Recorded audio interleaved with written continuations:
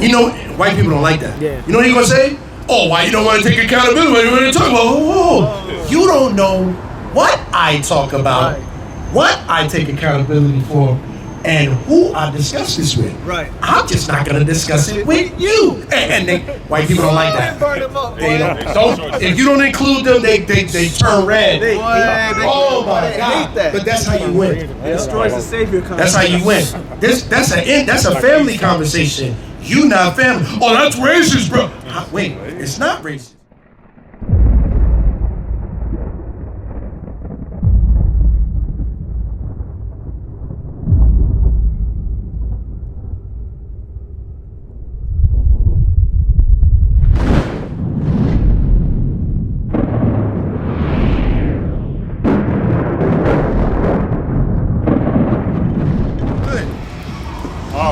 The brother was teaching good. And I'll be proud of that, right?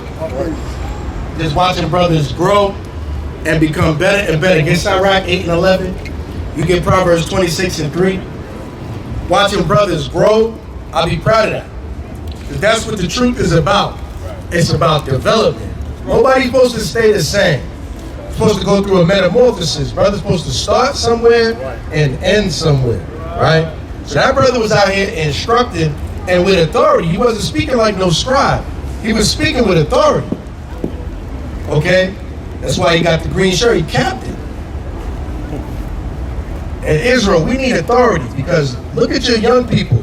Did y'all see them Edomites go up to that college and incite them young people to anger with a white nationalist talking points? Did y'all see that?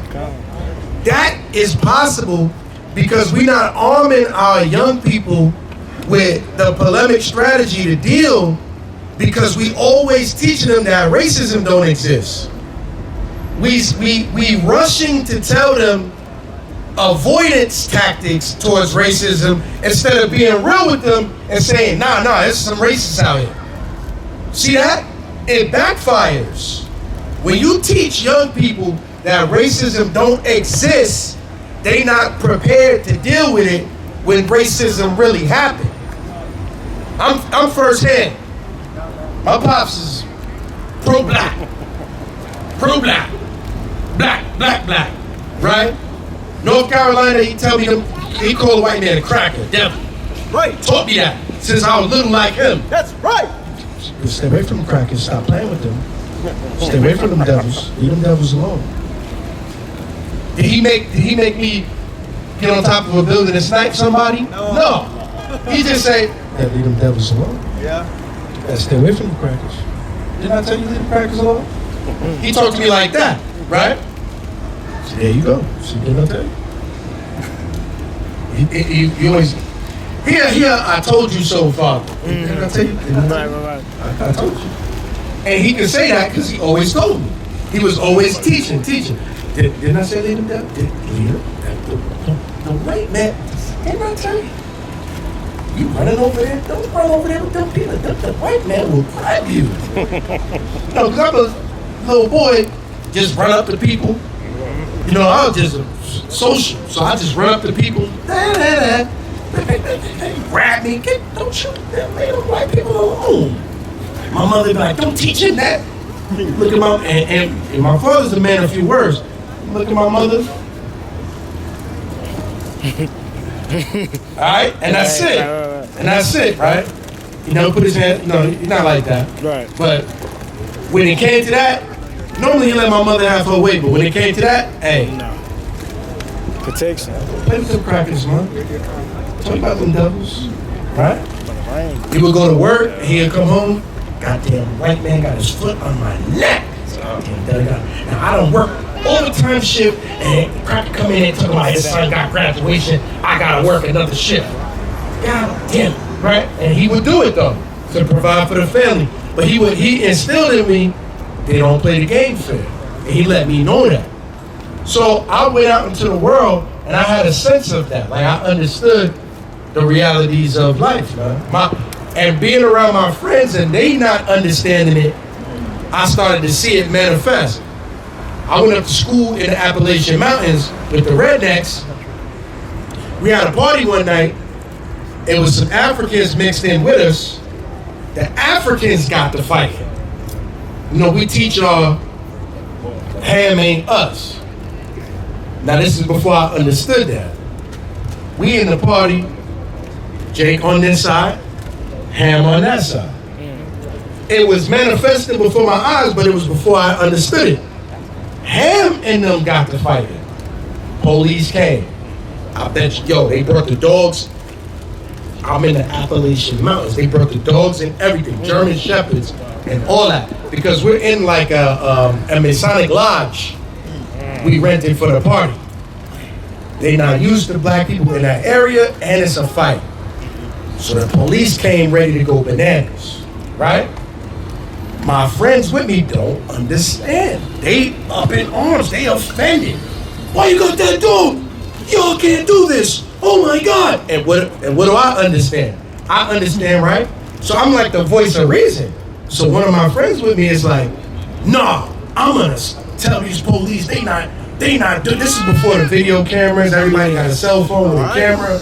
This is before all of that. So my friend got it in his mind, he gonna run up on the sheriff and I'm gonna tell him this ain't the civil rights days. Y'all gonna put these dogs away. We're human beings. And I did like the, no, you're not.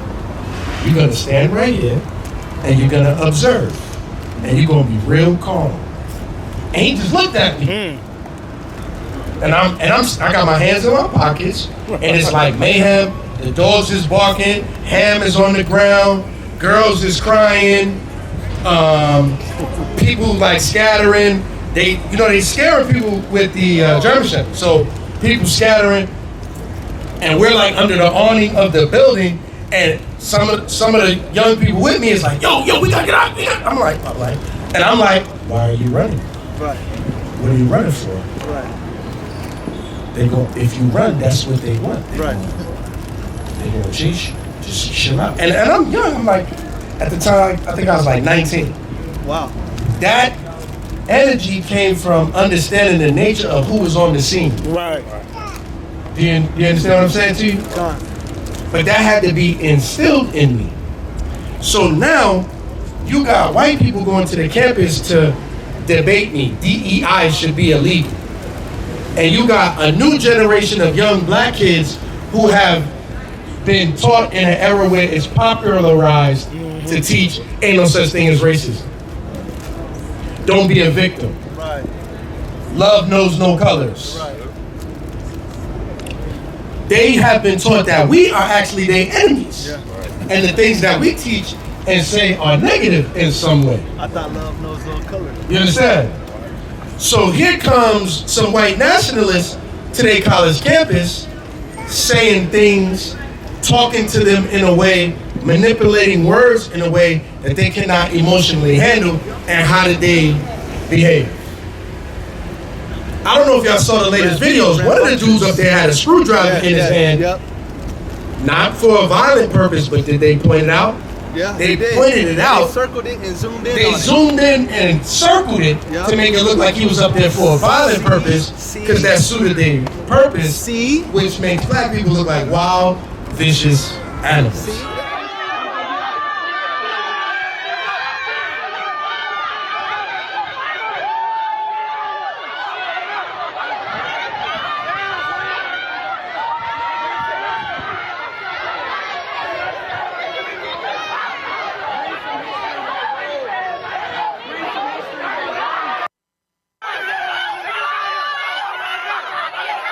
Set up a table.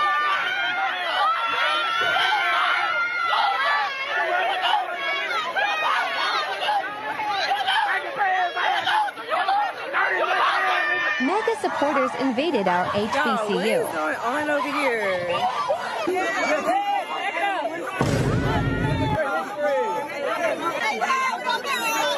You called the East primitive, but what? We created y'all knowledge. We created y'all science. We created y'all math. Y'all didn't do shit besides steal. Y'all didn't do anything to your... You guys didn't make shit. You guys touch children. You guys fuck. Showing them the door. I told you. We walking them to the door, y'all. I don't even know how they got on campus. We gonna figure that out, but I don't know. They need to get like a trespass, like penalty or something because Sending them off. Tell him it's that boy. He thought he was gonna come up like Charlie. yes, Man, yes, yes. Say good job, Tim. So they fed completely into the white nationalist agenda because all of those young black kids were ill prepared to deal with white nationalist rhetoric and instigation. That's warfare. Because they have been socialized to believe that what? It's no such thing as racism. Right. Do you understand what I'm saying? So instead of making us their enemy, because we teach them the reality of life, and that there is social caste system in America. Yep. Yes, racism exists. Yep. Yes, your children need to be prepared for it. Yep. Yep. You need to think about that. You need to raise your babies with a perspective on that. You've raised an oblivious generation Right. that is ripe to be attacked in such a way. Yes. So they go up there to that campus, and you know what they said? They said, oh, we didn't even know it was a historically black campus. Give me a break. Liar. You know, the Bible says Esau come out the womb lying. Give me a break. They go up there, antagonize every damn body, Right. and then use the footage to say, this is the next generation of young black college students. They don't know how to debate. They just argue and yell and scream. They have no intelligence. This is what you was fighting for. This is the black people that Charlie Kirk was talking about. See? Do you see what I'm saying? It's so easy for them to, you know. Brother want to say something? Yeah, my background is mathematics. I have a master's in pure math. Oh, wow. And what I found out is all those theories, above calculus and all that stuff, all those theories, above Pythagoras, were written by blacks long before. Of course. So we're in school studying our brains out for something that our ancestors wrote before. Of course. It's an irony. It's ironic, man. What I'm trying to say is, how is that working out? Teaching that we are the world idea. How that's working out? They still playing games with your kids. Right. I look at the clips and I'm embarrassed. We taught y'all everything. We taught y'all how to bathe. We taught y'all. Wait, hold on, brother, young brother. That's not how you debate these type of people. That's not how you talk to these people. Because you know what they do? They go on Instagram and write, "We was kings," Right. Exactly. Yeah. and mock you. What, they got a new slogan entitled "Offended by Everything, Entitled to Everything, Contributing Nothing." Yeah, I see that. Yeah. Now black people contribute nothing. You know what's crazy? The more I study black history, we are the precursor of almost everything.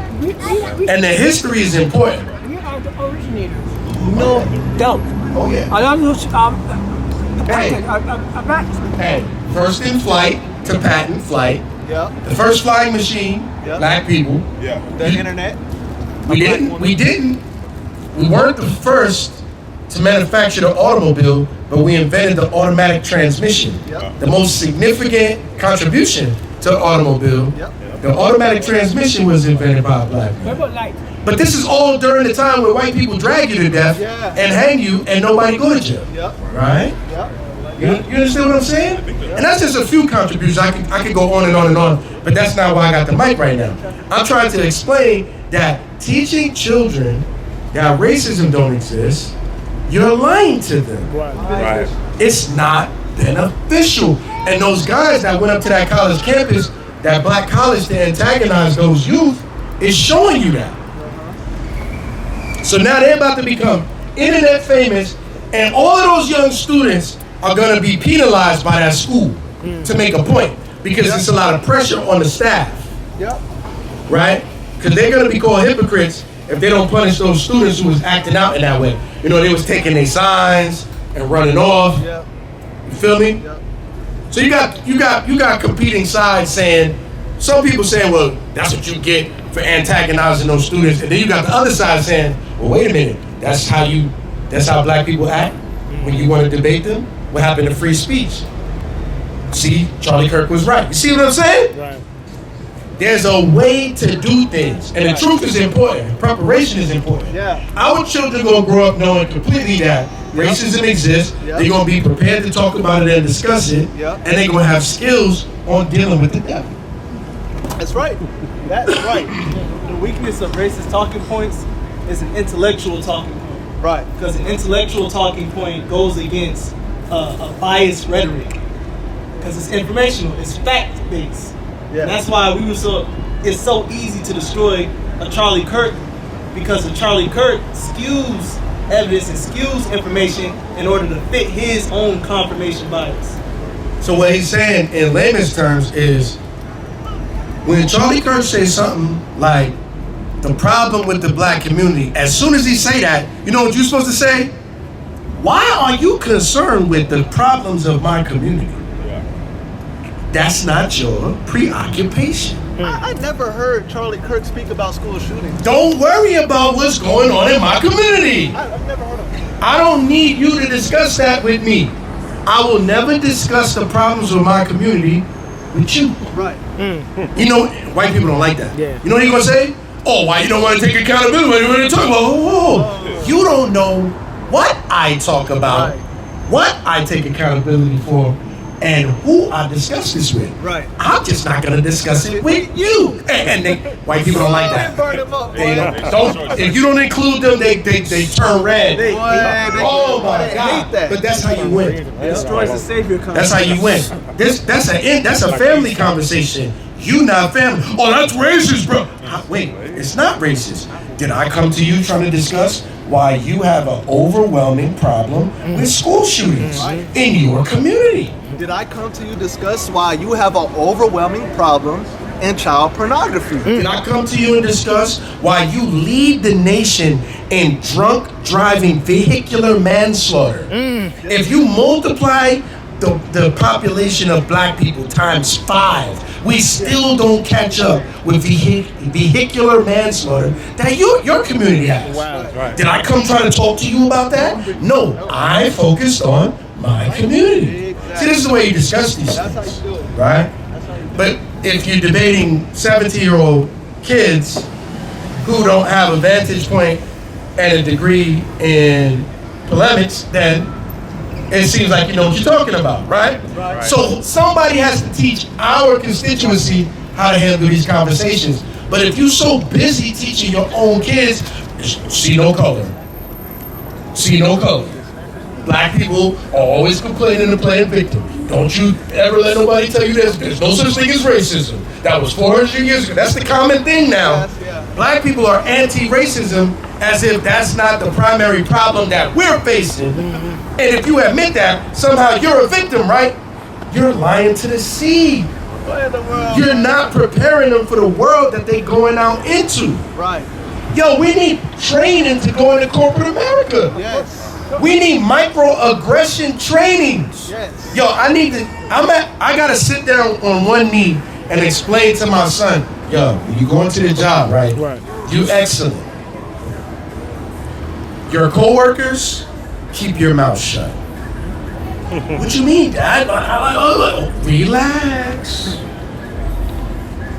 Don't go in there telling all your business, everything you like to do, running your fat mouth. Nope. Don't go in there being a clown and a goof. I don't do none of that. Don't go in there talking about your political beliefs in the lunchroom. Don't go in there getting involved in everybody's personal life and what's going on. Somebody come to you, hey bro, did you see what happened on CNN last night? You know what you say? Actually, I had something going on Right. and I went to bed. I don't even watch the You be mysterious. You keep your opinions to yourself. You do your job. Yep. You don't be the first one to leave. You don't be the last one. I'm sorry. You don't be the first one to leave. And you don't be the last one to arrive. Right. Those are the rules for you. Right. That's how you prepare your people for white corporate America. Right. Now, is that racist to teach my people that? No.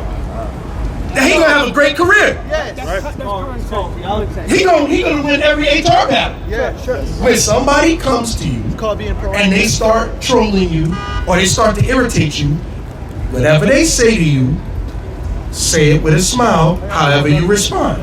Anybody watching, they're gonna have to say they never saw you be aggressive in the workplace. The number one complaint against the black man in the workplace is he's aggressive. See? He knows it. See what I'm saying? So you can tell us. See, hey, look, you can't make this up. I'm sorry that happened to you, bro. I'm sorry that happened. You can't make this up. You can tell that cracker, if you don't leave me alone, I'm gonna have to smack the shit out you. And then the people watching gonna have to say, I never seen him angry ever. And then when he go to HR and say, oh no, he threatened me, you know what you get to say? I don't know what he's talking about. I really think he has it out for me. I said that too. Sure. Yo, that's the spirit, man. What's up, Bob? So at one point, I worked as the executive director for Capital University. I was frustrated one day.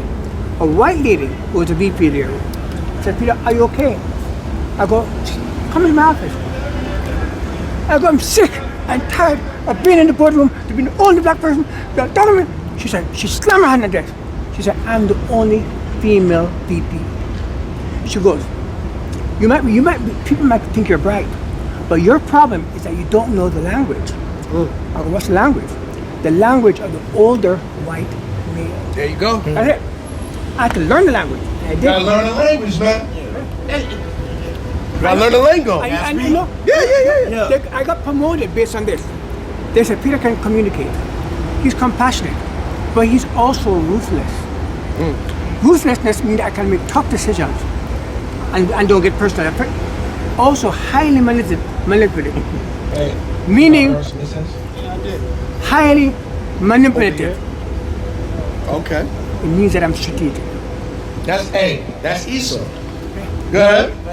But look, what you were speaking upon is deep because, like, I had just started this cooking. I'm a chef by trade. Okay. And I just started this job 2 months ago, and it was just one particular white dude who's been here for 3 months, and every single day he used to call me like, my nigga, what's up, my? God is my witness. I got John Foy and so the lawyers on this now. So anyway, from day one, my nigga this, and he's the only white dude in the kitchen, but it's amongst black people. And he's been here for 3 years, the longest jeopardy. So what you're saying? So one, like every day, like it just like, man, look, man, don't call me that. My name is James, bro. I would go to the kitchen manager. I would go to the owner. But that's just how he is. So for 2 months, you know, I've been like dealing with this. Like for real, my nigga, man, stop, look, dude. But I wasn't violent, but I did it like you said, a smile, right? Like basically turn the other cheek. But then one day though, you know, you can only take so much the nigga talk from a white male, or just, I mean, but anyway, so one day, for real, he said it to me, and I was like, dude, just get the H-E-L-L out my face, man. And he pushed me to the ground. Wow. Now, hold on, now all this is on video, because we got 15,000, you know, white folk restaurant, they got millions of cameras in there. So this is all on camera and everything. So I'm in the process of filing a suit against her, but then they fight. Hold on, so now, look, the restaurant's closed on Tuesdays, right? My normal days are Monday and Tuesday off. This happened on a Sunday night, right? So I'm off Monday and Tuesday, right? I go to work, nobody calls me and say anything. I'm headed to work, it take me from College Park to Lindbergh, 2.5 hours. I'm on the train, as soon as I'm about to get off the train to Lindbergh, they call me up to I got some bad news for you. You and Chris got terminated. Wow, they fired both of you. Hold on, I ain't done. Here's the kicker though. So I'm like, wow, okay, so I could dig that. So anyway, so I get back on the train and head back to the crib, right? So yeah, at this time they did. 3 days later, you know, we had a group text for our job, for the schedule. I see my name's not on there, but the white boy name is on the schedule. Oh yeah. So anyway, I got, you know, I got loads of stuff, but I'm just saying, but I feel what you're saying, but sometimes that's not always, you know, feasible, man, in that situation. It's because of the nature of the beast, because he is the beast. Like you said about the lion with the big teeth and all of that earlier today, like all of that, you know? And then now 99% of the people was Caucasian that work at the restaurant. Yeah. And me and maybe 5 other guys. But I guess he felt comfortable with that because he was calling all these other cats that, and I would hear that, you know? Nah, I ain't your nigga, I ain't your boy. Don't talk to me like that. I did leave a part out though. I did, I must be honest. So after he pushed me to the ground, I went to the knife set. Oh, no. Leave it out. No. Leave it out. Brother, it's crazy. When I first came to this country, right? It's all right. All right, get back to this brother, man. Go back to this brother. When I first came to this country, I went to aviation school, right? Airframe and power plant mechanics. And this white teacher came up to me and said, "Oh my God, the niggas are finally here." I didn't know. I didn't know what it meant. So I was proud. I'm like, I'm finally here. Did not know. My friend says, "Peter, what the hell?" I had to get socialized to the word nigga. In Jamaica, we don't use that word. That's America. You got to be real about the realities of America because your youth don't know. Right. This next generation think is sweet, man. Esau preparing to make his move. Yes. Charlie Kirk was preparing a new generation of Edomites for the next level of racism. They was these white boys was loving hip hop, trying to be black, trying to dance and sing with us, and forgetting their birthright. And Charlie Kirk was reminding them, no. Be proud of your heritage. No, we competing with these niggas. Yeah. They taking from you. They living off of you. They holding you back. As a matter of fact, we gotta make America great again. And they in the way of it. And then he started conditioning your own people. Now you got black people with the MAGA hat on. And I ain't talking about Kanye, all these goofies. I'm talking about your next generation of young black people thinking, wait a minute, this might be the way to go. This might be the way to move. That's why what we teaching is so important. You got to understand how to move in these circles, man. And it's not about yelling, fighting, and fussing. You gotta have some intellect. Watch this. Read this, Sirach 8 and 11. Watch this. The book of Sirach, chapter 8, verse 11. Rise not up in anger at the presence of an injurious person. Look, the Bible got everything. Read this again. Rise not up in anger at the presence of an injurious person. Don't get angry when an injurious person start running their mouth. Go ahead. Lest he lie in wait to entrap thee in thy words. Because that's the whole point. He just wants to catch you up in your words. They went up there to that college campus to trap those kids with their response to the stimulus of their trolling. That was the point. What's the point of a troll? I'm gonna go to, listen, you know how bad white people look right now? Charlie Kirk was our hero. Yeah. He got killed by a white dude. Yeah. And then you see Candace Owens is going crazy. She trying to say that the whole thing is a fraud. They trying to say that his Lavalier mic was the actual murder weapon and the hole in his neck was the exit wound, not the entry. They doing all types of advanced robotics with AI, saying that the trajectory of the bullet was from over there, not there. Like, this dude was that important to the next generation of Edomite children that they had to assassinate him to make a hero out of him. They gonna put him on a silver dollar. He gonna be on money. Yeah, they gonna put him on a silver dollar. He gonna get on money before Harriet Tubman. Yep. Yo, America, man. But look, all he was an injurious person. Yep. Designed to use polemics to get you upset, to entrap you in your words because you don't know how to respond to his talking points because you never studied that. You just feel that he's wrong, and in your emotions, you make the whole race look bad. Yo, Sirach got all Read it again. Book of Sirach, chapter 8, verse 11. Rise not up in anger at the presence of an injurious person, lest he lie in wait to entrap thee in thy words. That's fall for that. That is crazy. Yo, the scriptures got everything. We got classes on how to deal with what he was saying up there. None of that stuff was true. It was based on facts, but none of it was facts what he was saying. Things that are half true sound true. Yeah. Things that have a little truth to it sound true, but they are lies at the end of the day. That's right. Designed to humiliate and demean black people into making you need the white man at the end of the day. Yes. You need him to help you fix your community. Yes. Because you don't have the answers. You don't have the answers, he does. And now you got black people on Instagram saying, we would literally die without white people. Oh my We God. need them for virtually. everything. And we need them for everything. That's how they try to justify. We don't build nothing. We don't make nothing. Yo, what do you mean? Why are you talking like that? Right. We survived the most horrible human rights violation in history, and we thrived through it, continue to multiply, because we the Israelites. Right. Bring what you holding, man. Crazy, man. This is how you deal with injurious people who try to draw you out with demeaning talking points. This is how you deal with it. Read it.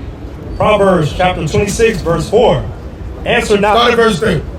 Verse 3. A whip for the horse, a bridle for the ass, and a rod for the fool's back. Some people gotta get their ass whipped. That's the fact. Some people have to get their ass whipped. That's in the Bible. We just read that. Tell me I made that up. Do it say that? Read it again. A whip for the horse, a bridle for the ass, and a rod for the fool's back. Some of these people, we not talking. I don't want to talk to you. That's right. You're disrespectful and you're trying to play me. That's right. You demean my ancestors. That's right. How dare you discuss my nation of people that way? That's right.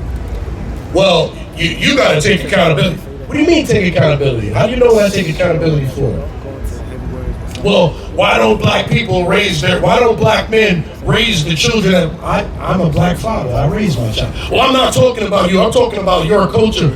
You don't know anything about my culture. Right. You're not talking from your lived experience. You're making this up as you go. You're using a stereotype or anecdotal evidence as fact. Get out of here. Matter of fact, stand aside, man. It's a feedback loop. Stand aside. And that's the end of the conversation right there if he's talking to a real one. But if you're talking to a 16, 17-year-old child whose brain isn't developed on a college campus, they're offended by that. And they're going to try their best with the skills they have to argue against that. And mostly it's going to be an emotional appeal. And then the white people are going to be like, see, he's winning. He's right. And that's the way the game is played. Read on. Verse 4. Answer not a fool according to his folly. Say it again. Answer not a fool according to his folly. You don't answer a fool according to his folly. And this is what we do all day long. In the way he raises his question, you don't meet him there in his foolishness, right? Lest thou also be like unto him. Lest thou also be like unto him. He gaslights. A lot of times they'll say something that's totally untrue. And then what you do is you give him the benefit of the doubt that it is true. Right. Because he's white. He'll say something that's totally not true. You just go, oh, okay, but that's probably because now you answering a fool according to his folly because you gave him the benefit of the doubt that what he said was true. Get now both of you in the nonsense. And now you answering to a lie when you don't have to because he wasn't even supposed to be discussing that with you. Because who made him the authority on that? Right. And also, you weren't supposed to be discussing that topic either. Right? Because the Bible says if you're ignorant in something, you're supposed to place what? A hand over your mouth. So imagine the power that you have if you have that wisdom. I'm not studying in these racist tropes and talking points they have concerning my community and statistics. So instead of engaging them, I'm going to ignore them. Imagine what that would have done. Imagine how powerful that is to decide in unity that we're not going to engage these guys at all. We're not even going to say anything. Precept. So now you're just sitting on my college campus begging for an interaction, and we don't give you one interaction. Precept. The white people hate that too. That frustrates Esau. They hate that. Silence. These black people are not falling for my trap. They're not falling for my trolling. They are too busy with their own lives and their care own about autonomy to care about what I think of them. That's right. That's why when they come here, hold on, you're not gonna talk to us and debate with us about our community. First off, who are you? We're not even out here for you. We don't even want to talk to you. And that happens all the time when you see the Christian apologetics try to challenge us, and we're in the middle of a build, and they walk up and they try to overtalk, and we ignore them. What happens to their spirit? They get riled up. Their spirit gets extinguished every time. They get frustrated every time because we tell them what? Hold on. We're doing something right now. Right. When we finish what we're doing, then we'll make you the center of attention. Right. And we turn our backs on them and get back to what we're doing, and what they get frustrated and they start over talking, and we look at them and go, hey yo man, why are you behaving like a child? Right. You don't have any patience? Right. Can you wait 5 minutes until we finish what we're doing? You don't have patience. And what do? They crash out every time. Every time. But what you've done is you answered a fool according to his folly, and then you've become like him. It made the brother happy. Because that's the spirit. Read on. Read that, sorry. Oh, you got something? No, go back. We'll get to that. We got time. Verse 5. Answer a fool according to his folly, lest he be wise in his own conceit. Now, it's a dichotomy because it says, answer not a fool according to his folly, lest you be a fool like him.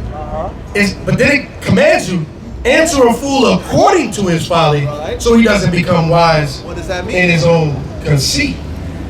If you know what you're talking about, check him. Yes, exactly.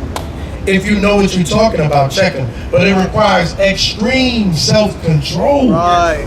Extreme self-control. Right. Part of self-control is knowing, are you the right man for the job? Right. How many times have we seen brothers who don't know the scriptures? How many times have we seen brothers who's not skilled with this Bible try to go and debate the Christians? How many times? They go up there to debate the Christians. What's up, Ak? They're not skilled in these scriptures, but they know that they've seen us do it, and they want to borrow something they heard us say, and they get up there in front of the Christians, and they get crushed because they don't know how to carry the argument. Exactly. The maturity comes in when you can say, I'm not the right man for the job. I want to be the man for the job, so I go get in class. That's maturity. That's what you're supposed to do. I want to be the man for the job, I join the camp. That's maturity. Right. I want to be the man for the job, I'm on the conference call. Teach. Ask questions. I'm at the feast day, I ask questions. I got my notes, I study my notes. That's right. Yep. That's maturity. Yep. I'm not the man for the job, I hold my peace. That's maturity. Because it doesn't matter, he's a liar anyway. I don't need to make a point right now. Matter of fact, I'm gonna write down his lie and bring it to the brothers and ask them how to correct it. That's emotional maturity, right? Do you think your young people have that? No, they full of fire and fury. I can do it. So what they do is they run to the front lines and they make a fool of themselves. We have to move away. We have to move away from the idea that we need their approval. See that? Like Hazael, Joab's brother. An embarrassment. You embarrass yourself. So what I'm saying to you is, you're doing a disservice to your young people by lying to them, by telling them there's no such thing. You're ill-preparing them by telling them there's no such thing as racism. And this next generation of Edomites is going to prey on that. Yeah. You're about to see a wave, an influx of Edomite lawyers, Edomite podcasters, Edomite politicians, right? Edomite nationalists. Because it's not popular amongst our people to be in that role. And now they found a lane to preach their hate, and they're going to push it now because there's nobody standing against them. Is that not racist? Yes. But if you go in the comments now, who's going to be defending it? Right. Did y'all know that social media, 62% of the comments on social media today are bots? Yeah. It's not even real people. But wait a minute. The majority of comments on social media is racist. So that means social media comments are being programmed to argue with you from the perspective of a white nationalist. Who did that? These guys. So what you have to do is prepare yourself for the future of polemics. Right? It's a worthy debate. Right, guys? Right? What's polemics? What is that? What is polemics? I don't know. Why'd you agree? Those Those guys might not. They just might play Dungeons and Dragons and smoke weed, smoke a bowl. That's it. Yeah. They might be like the PM. Those are the guys that's gonna be in the front. Yeah, the cannon fodder. Yeah. Yeah. Don't worry about them. Thank you for watching. If you wish to donate, you can use Zelle or PayPal. We're the Sons of Thunder. It's our heart's prayer and desire for Israel that they might be saved. Shalom.